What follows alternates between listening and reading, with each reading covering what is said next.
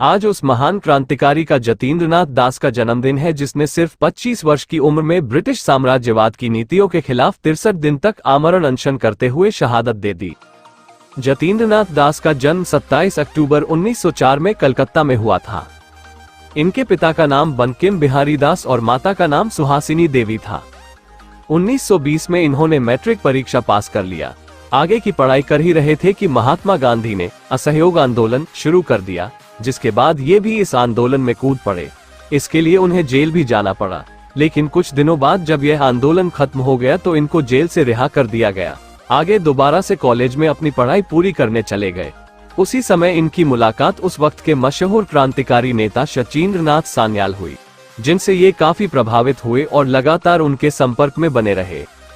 आगे सान्याल व अन्य क्रांतिकारियों ने एक संस्था का निर्माण किया, जिसको हिंदुस्तान रिपब्लिकन एसोसिएशन के नाम से जाना गया। इस संस्था को बनाने में दास ने अहम किरदार निभाया था।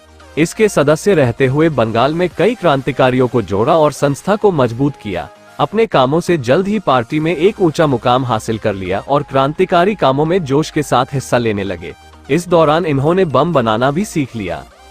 भगत सिंह ने जतींद्रनाथ को बम बनाने के लिए आगरा आने का निमंत्रण दिया, तो वो कोलकाता से आगरा चले आए।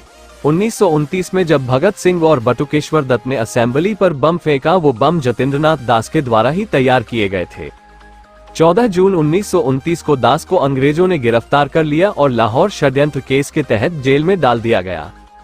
जब इन्हें जेल में डाला गया तो इन्होंने फिर भारतीय कैदियों के साथ होने वाली बदसलूकी को देखा।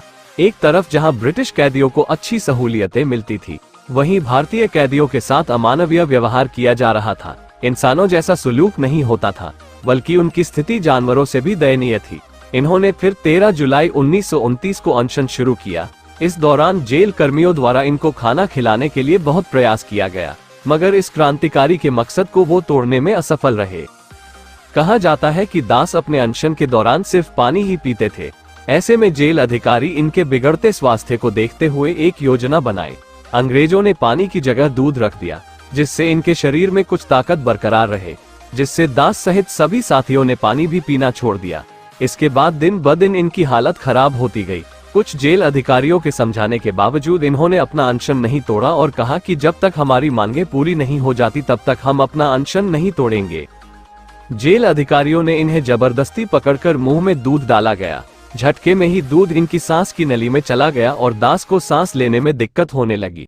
उनकी हालत नाजुक हो गई और अनशन के 63वें दिन 13 सितंबर 1929 को जतींद्रनाथ दास ने इस दुनिया को अलविदा कह दिया।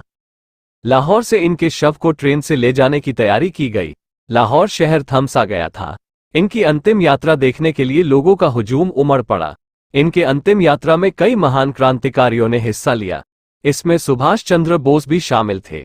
जिस जगह पर ट्रेन रुकती वहां पर लोग इस शहीद को श्रद्धांजलि अर्पित करते और जब इनका शव कोलकाता पहुंचा तो 5 लाख से अधिक लोग इनके अंतिम यात्रा में शामिल हुए। सभार नवेदु मटपाल।